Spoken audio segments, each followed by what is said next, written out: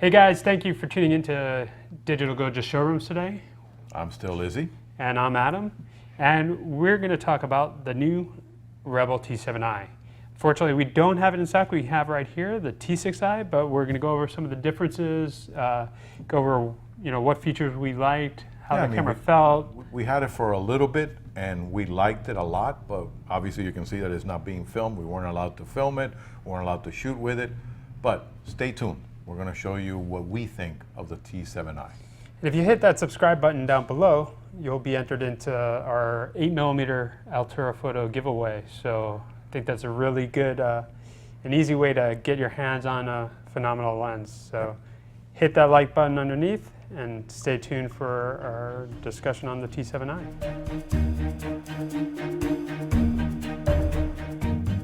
So Adam, like you said, who is this geared towards? Well, I think the T7i is geared to the pro enthusiast, the vlogger, the mom, the dad, the enthusiast, the vacationer. There's a lot of people that are looking for this type of camera.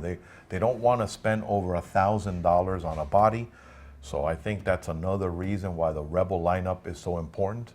Mm-hmm. And it keeps upgrading. We keep getting upgrades in it, and I think Canon is going in the right direction. Yeah, like we have some great new lenses, like the new 70-300 USM2, which if you pair it with the new, pointing at the T6i, but if you pair it with something like the T7i, that would be a good, a good addition to the kit lens that's provided with the camera. And you just mentioned something, the kit lens, they improved that too.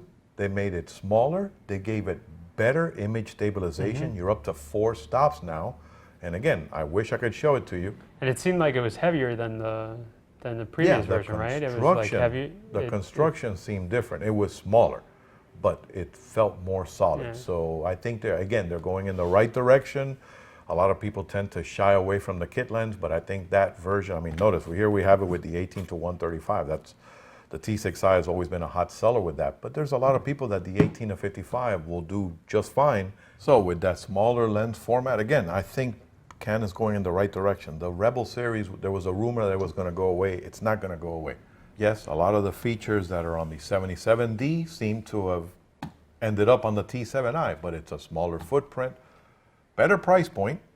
Right. And there's a lot of people that don't want to spend thousands of dollars sure. on a DSLR. So I think that's where Canon is thinking more for them when it comes to the Rebel series. They've done that for a while. And the video is getting better now too, right? Right, so the video, you get full 1080 at 60 frames per second. What you're also going to get is a neat feature is to be able to do HDR video.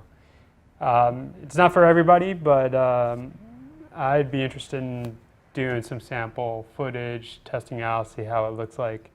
And if it's like the 77D, then it should be at about 60 frames per second, if I'm not mistaken. And they also are adding the electronic IS when you do sure. video. So that gives you a little bit more stability since it's a smaller camera. Face it, there's not a lot of us that are going to walk around with a video tripod or a video monopod for something. And that will work in conjunction when you pair it with a lens that has optical image stabilization. So again, that's another nice feature. And of course, that was my favorite feature on the 77D, and I'm glad it's here too, that feature assistant. That was, what did you think about that? For someone that's just getting started in photography, I think it's probably one of the best user interfaces that I've seen. There are some other cameras that give you that feature, but I think it was really detailed. There was a lot of information there, very easy to assist you on the photographic process. For instance, that slider right, that they had, I can't. For instance, if you're going to take a portrait, and I've had a lot of people ask me, how do you get that background to be out of focus?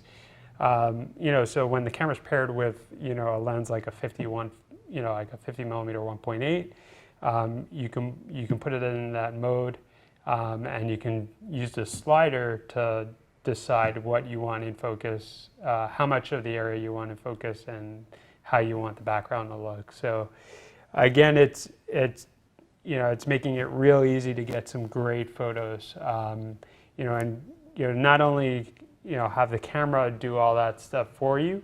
Well, you I mean, know, it's going to have you do so. get out of automatic. Right, And I exactly. think that's what a lot of people want to do when they step into a DSLR. I mean, face it, we all have phones and smartphones and tablets.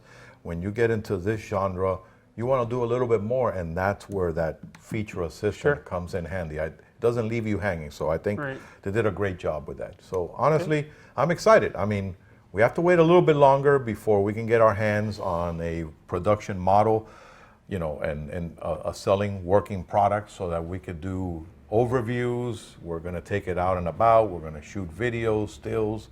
We're really going to put it through the ringer to see if it is a great upgrade like we think it is for the T7i. So Yeah. you have to stay tuned. You have to stay tuned. And don't forget, you have to subscribe to our channel so you can take advantage of the Altura Photo 8mm great fisheye giveaway. No purchase necessary. I mean, I sound like a guy selling knives on TV, but guess what? There is no purchase necessary. You can win this just by subscribing to the channel. So if you're already here, come on, subscribe and share with your friends. Well, I hope you found this video to be helpful. If it did, remember to hit me up with a like button underneath and subscribe to our channel for future tutorials, frequently asked questions, and unboxings. And don't forget, if you're ever in Miami, come say hello at Digital Goja showrooms. Happy shooting.